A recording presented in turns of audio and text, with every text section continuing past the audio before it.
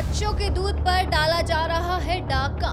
मावा बनाने के लिए डेयरियों को बेचा गया। ये पाप कभी माफ नहीं करेगी जनता। आखिर कहां सो रहे हैं शिक्षा मंत्री मदन दिलावर जी? नमस्कार, स्वागत है आपका भारत अवतार में और मैं हूं आपके साथ मनस्विनी। क्या आप कभी सोच सकते हैं जिन मासूम बच्चों के पोषण के लिए सरकारी स्कूल में दूध भेजा जाता है, उनके ही हिस्से का वही दूध चुपचाप बाजार में बेच दिया जाए? जी हां, जयपुर के सामोद से कुछ ऐसी ही दिल दुखा देने वाला मामला सामने आया है। दरअसल सरकारी स्कूल के बच्चों को मिलने वाला 3000 किलो दूध पाउडर बाजार में अवैध रूप से खपाया जा रहा था। जी हां, चितवाड़ी गांव में पुलिस ने जब छापेमारी की तो एक पिकअप गाड़ी दूध पाउडर से भरी मिली। तभी पुलिस ने 3 संदिग्धों को हिरासत में भी ले लिया। लेकिन इस शर्मनाक घटना के बाद राजस्थान कोऑपरेटिव डेयरी फाउंडेशन ने सामोद थाने में एफआईआर दर्ज कराई है, जिसने सरकारी योजनाओं की पारदर्शिता पर एक बहुत ही बड़ा सवाल खड़ा कर दिया है। क्या है पूरा मामला, आइए आपको समझाते हैं। दरअसल राज्य सरकार की पन्नाधाय बाल गोपाल योजना के तहत सरकारी स्कूलों के बच्चों को मुफ्त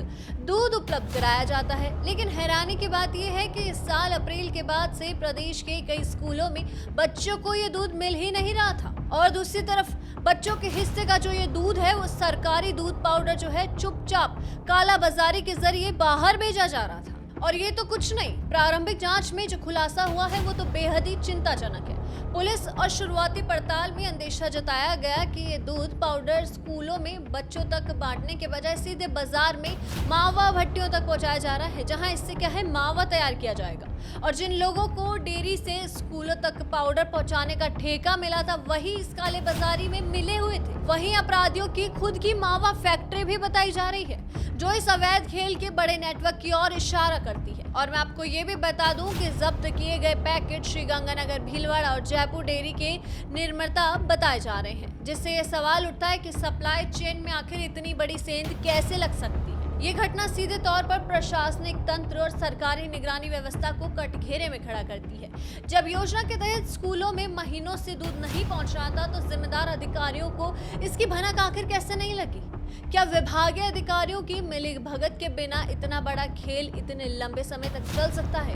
ये सोचने वाली बात है। लेकिन भले ही सरकार भ्रष्टाचार के खिलाफ जीरो टॉलरेंस की बात कर रही है और भले ही मुख्यमंत्री ने उच्च स्तरीय बैठक पर सख्त कार्रवाई के निर्देश दे दिए इस मामले को लेकर, लेकिन जमीनी स्तर पर ऐसी धांधलियां ये साबित करने के लिए काफी है कि सिस्टम में अभी भी बड़ी खामियां बाकी है।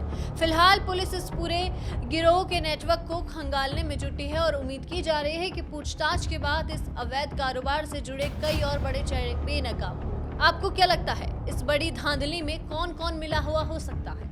क्या ये बड़े अधिकारियों का काम है या बीच के सप्लायर का काम है? लेकिन जो भी बहुत कुछ हुआ है ये काफी गलत हुआ है। तो इस पूरे मुद्दे पर अपनी राय हमें कमेंट बॉक्स में जरूर बताएं और ऐसी तमाम खबरें और अपडेट्स के लिए देखते रहिए भारत अवतार। धन्यवाद।